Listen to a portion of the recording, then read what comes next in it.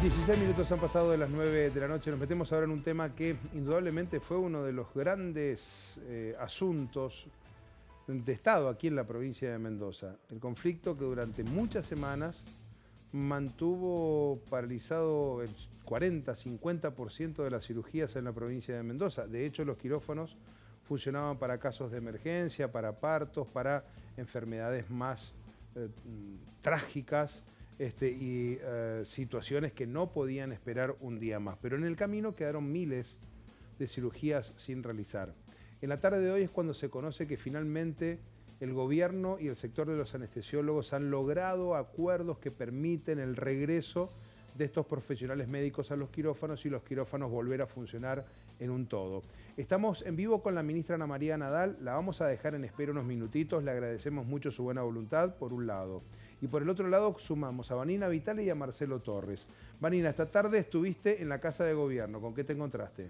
Con la finalización de una reunión que el gobierno, el Ministerio de Salud, había mantenido con algunos anestesiólogos que están como referentes en este conflicto, anunciando que se destrabó tras 89 días de cirugías suspendidas, casi 3 meses, logró destrabarse este conflicto con anestesiólogos. ¿Cuál es el acuerdo? Que se cambiará el modelo de trabajo en los quirófanos, ampliando los horarios en turnos vespertinos. Esto permitiría que anestesiólogos cobren un pago asociado a una mayor productividad y eficiencia y que al mismo tiempo se descompriman las cirugías reprogramadas que se encuentran demoradas desde el 1 de abril, unas 4.200 aproximadamente, si tenemos en cuenta que está resentido el 40% del total.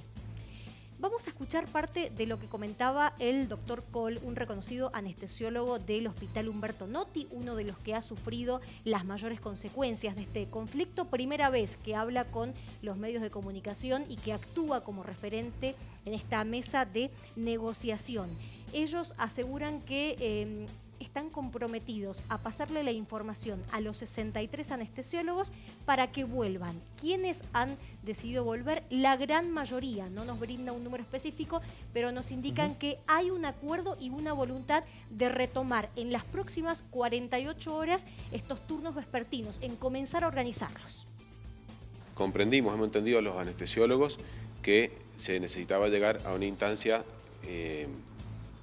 de acuerdo y hemos llegado a una instancia superadora en la que creemos que está en la propuesta que finalmente se ha acordado es una instancia realmente superadora de todo punto de vista porque vamos a lograr tener un impacto positivo no solamente en la lista de espera que se ha generado de pacientes que se genera durante el conflicto, sino también en todos aquellos pacientes que estaban en lista de espera, ya que sus cirugías fueron postergadas o relegadas durante el periodo de pandemia. ¿Qué cambió para que ahora se llegue a un acuerdo por parte de ustedes?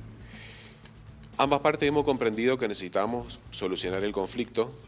Todos hemos tenido nuestro acuerdo y hemos discutido diversos puntos y se ha llegado realmente a un arreglo en muy buenos términos. Ha habido digamos como una reformulación o reingeniería del formato de trabajo en los hospitales y se va a optimizar el tiempo de trabajo en los quirófanos. O sea, vamos a optimizar los tiempos quirúrgicos y el trabajo quirúrgico que se realiza en los hospitales. Escuchábamos la palabra del doctor Kohl. Marcelo, mucho se habló, mucho se debatió. Mucho, se llegó hasta la Corte Interamericana de Derechos Humanos. Exactamente. Hubo una ley, un acuerdo político en Mendoza para nombrar o llegar al acuerdo de una ley de emergencia. Sin embargo, ni siquiera eso pudo resolver el conflicto mucho tiempo atrás. Decíamos que la tensión llegó prácticamente al máximo. Dos cosas. El gobierno, bien, logra descomprimir, es decir, cedieron y ganaron las dos partes, sin ninguna duda. Son las claves de cualquier negociación. El gobierno logra, lo que decía Vanina, descomprimir 3.500, 4.000 casos de cirugías demoradas que comienzan en las próximas horas a practicarse en todos los centros hospitalarios que tiene la provincia bajo gestión estatal. ¿Y qué ganan los anestesiólogos? Primero, visibilizar un problema que estaba oculto, aunque era real. Y también, de alguna manera, lo charlamos luego, consiguen incorporar a otros profesionales a su lucha. ¿Qué, cirujanos, ayudantes? Cirujanos, exactamente, ayudantes. que estaban en otro contexto en medio de toda la problemática de la salud pública, Fernando. Se lo preguntamos a la ministra Ana María Nadal, ya está en nuestro móvil en vivo.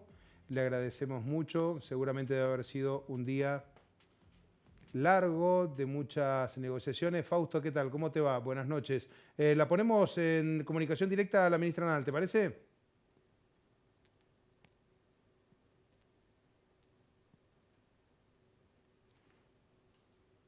No le estamos escuchando a la ministra aquí en el estudio. ¿Está saliendo al aire la ministra? Lamentablemente no tenemos audio. Corrijámoslo, por favor. En un segundito volvemos con Nadal. Es solo un detalle. Decíamos más de 4.000 pacientes en lista de espera que debieron reprogramar sus cirugías. Col es uno de los referentes en anestesiología del Hospital Humberto Notti, Vani, ¿no? Es además jefe de anestesiología en el Hospital Humberto Notti. Los jefes de todos los nosocomios debieron seguir trabajando para realizar las operaciones de urgencia y las oncológicas. Él ha tomado, es uno de los que ha tomado el lugar de vocero para poder entablar una comunicación con el gobierno. Déjame contarte además otro de los anuncios que se hizo hoy. Primero fue el gobernador Rodolfo Suárez vía Twitter, pero también lo terminó confirmando la ministra de Salud. Sí. Se va a crear una sede formadora de médicos anestesiólogos en el Hospital Chestakov, en el sur de la provincia, pero para toda la provincia de Mendoza, que se puedan formar los residentes, algo que se reclamaba. Bueno, Marcelo, vos en alguna nota en la radio hablaste sobre esa situación que se planteaba en el sur.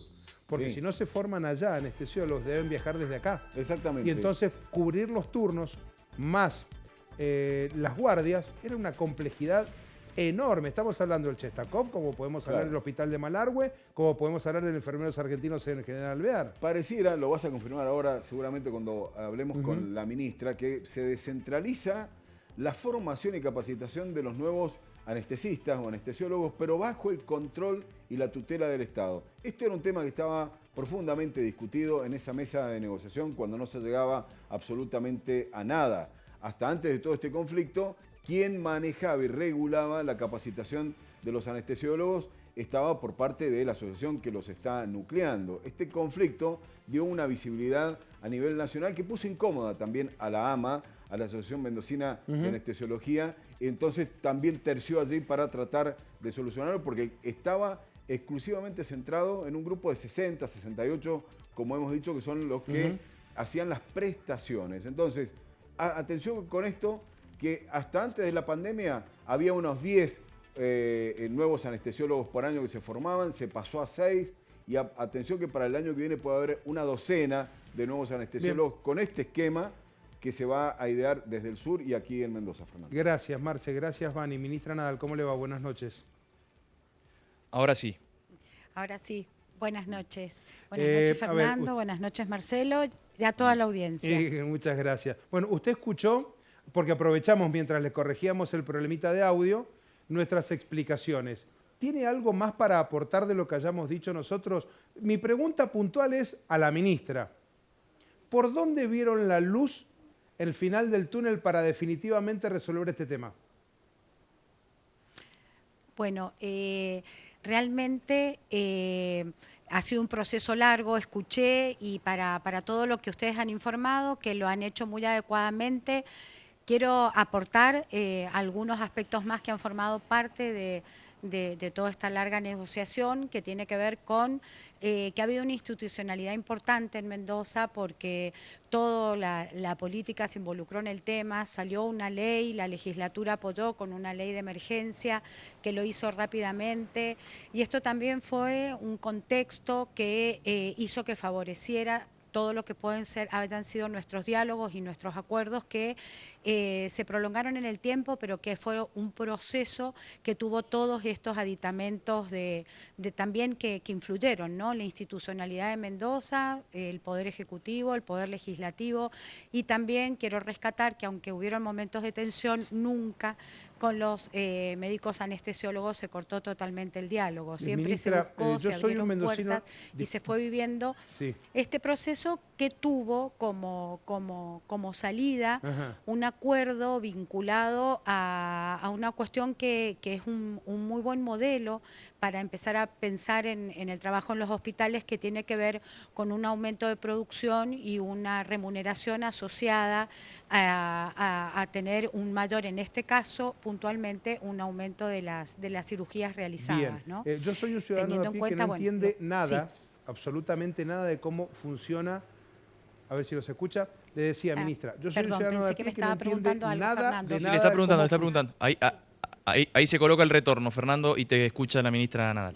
Gracias. Le decía, ministra, yo soy un ciudadano de a pie que no entiende nada de cómo funciona un quirófano en la en salud pública de Mendoza. Pero nada, ¿eh?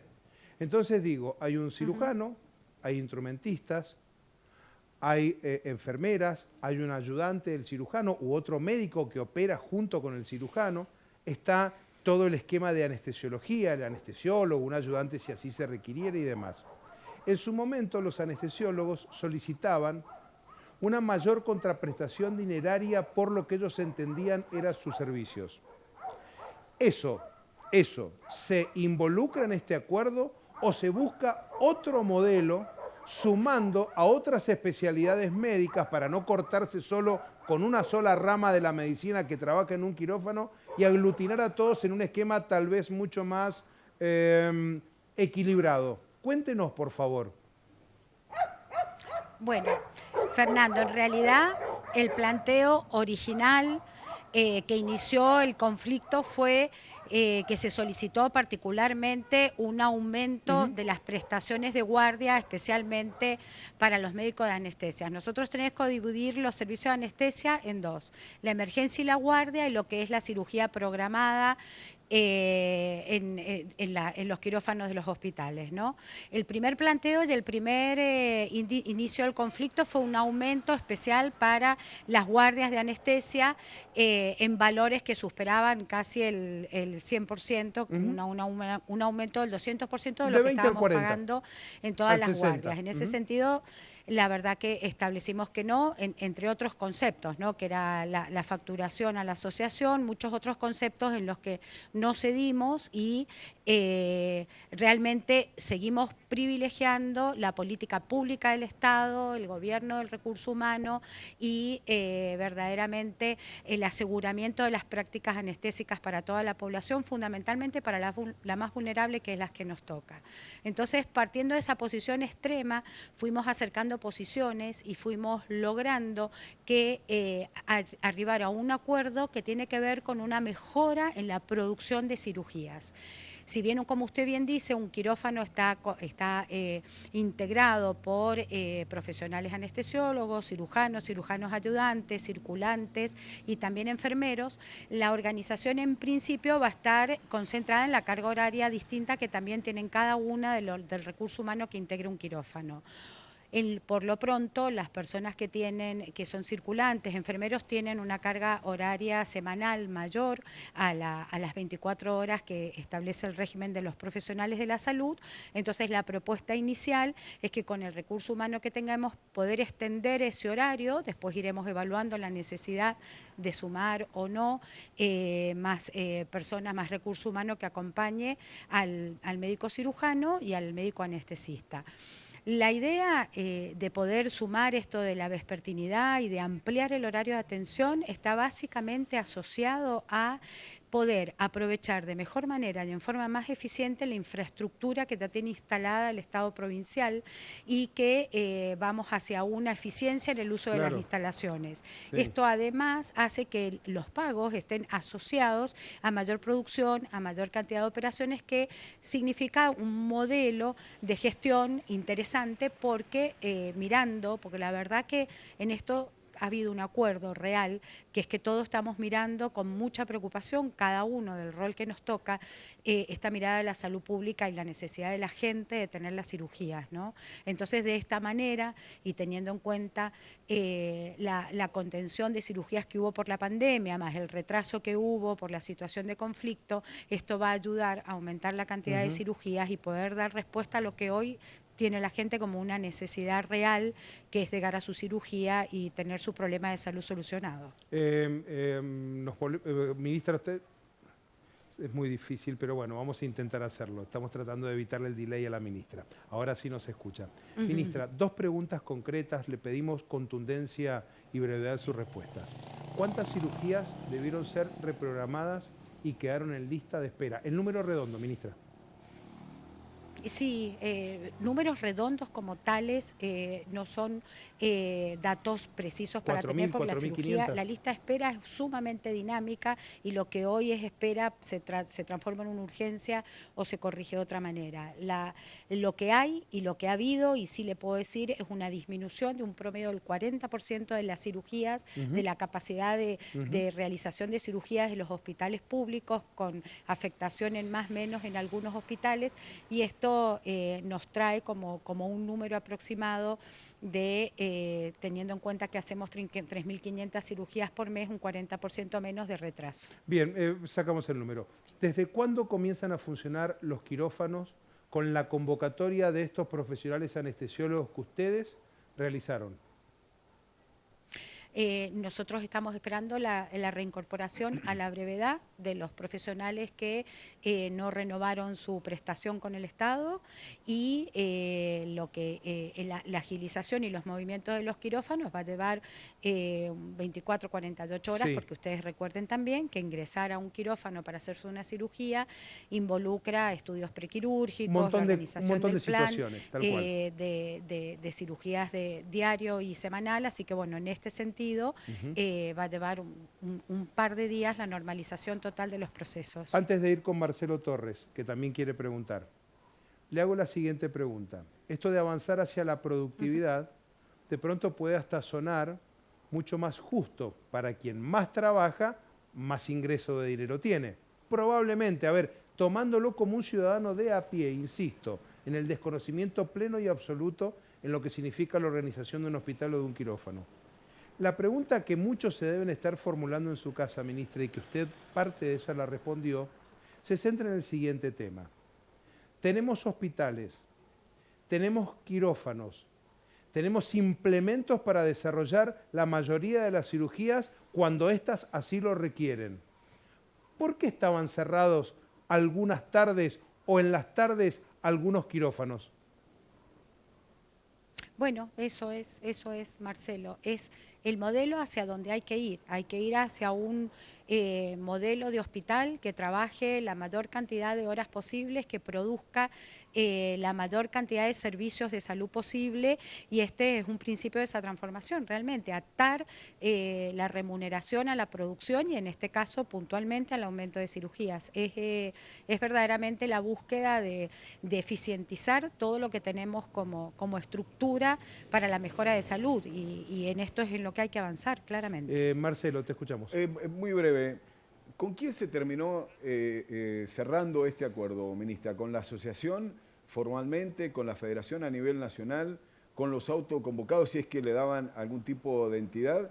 Y lo otro es si alguno de estos médicos perdió la matrícula, en definitiva, si fueron sancionados. Bueno, empiezo por la segunda, Marcelo. Nosotros iniciamos procesos administrativos, de hecho he firmado varias resoluciones de inicio de proceso. No hemos, la inhibición de la matrícula es un sumario administrativo que lleva un trámite administrativo que empieza por la citación y sigue por el derecho de la defensa. Esto no ha habido en estos casos culminación de sumarios y en estas circunstancias, si las personas vuelven, los profesionales vuelven a trabajar, en realidad deviene en abstracto el hecho de aplicarles la sanción situación porque justamente el inicio del sumario era porque no se presentaban frente a la convocatoria del gobierno establecida por la ley. Así que en este sentido no hay matrículas inhibidas y por el momento no habría argumentación para continuar con los sumarios en todos los casos de los anestesistas que se presenten. Y con relación a la pregunta que me hiciste antes de la participación, yo creo que el hecho de no tener claro el interlocutor, lo dijimos varias veces, fue una de las cuestiones que dificultó el diálogo y los avances, pero en definitiva también en eso logramos un acuerdo, decir, bueno, realmente quiénes son, con quiénes hablamos, con quiénes acordamos, y en este caso fundamentalmente el acuerdo se firmó o se acordó con los anestesistas autoconvocados y con también la participación de la federación, tuvo su participación y su ingreso para poder acordar y llegar y aportar ideas también para lograr el acuerdo. Ministra, la última pregunta. ¿Cuánto tiempo ustedes entienden demandará la regularización de esta situación? Sabiendo que siempre hay cirugías programadas, esto está clarísimo. Pero ¿cuánto tiempo ustedes entienden? Concepto importantísimo, Fernando, que en un quirófano abierto de mañana y de tarde, como ustedes están proponiendo y como aparentemente se ha logrado acordar, más dinero mientras más se produce. ¿Cuánto tiempo ustedes han calculado que una persona que tiene una hernia inguinal que no está complicada, pero que se puede programar, finalmente pueda llegar a ser atendido, una hernia que no se atendió a principios de mayo? Claro, yo quiero, esto es importante, esto que está diciendo, porque las listas de espera con conflicto, sin conflicto, han existido siempre. Sí. Nosotros apuntamos a hacer una clasificación de esa lista de espera, a poder estandarizar y avanzar con aquellas cirugías que tengan mediana complejidad, tal como usted dijo, el ejemplo, la hernia inguinal, porque inclusive estas son cirugías ambulatorias que requieren de menos internación y de una alta rápida, porque también después está la situación de que después de una cirugía puede haber una internación y la ocupación de una hernia de disco. Entonces, te demanda 30 días, tal vez internado, es avanzar sobre un grupo de cirugías que se pueda avanzar rápidamente en sacar estas cirugías y que no requieran mucha internación. El tiempo, vamos a hacer una gestión muy importante para que se recupere y normalice lo antes posible y poner a todos los quirófanos en funcionamiento con la mayor normalidad que logremos. Bien, seguramente en los próximos días ustedes con los directores de hospitales podrán tener un panorama mucho más acabado, ¿no? Cuando se haga el triage, como se denomina ante la emergencia, quiénes operan desde el jueves o el viernes y quiénes se pueden postergar algunos días más. Ministra, gracias, que tenga una buena noche. Gracias por su tiempo. No, al contrario, buenas noches a todos. Gracias.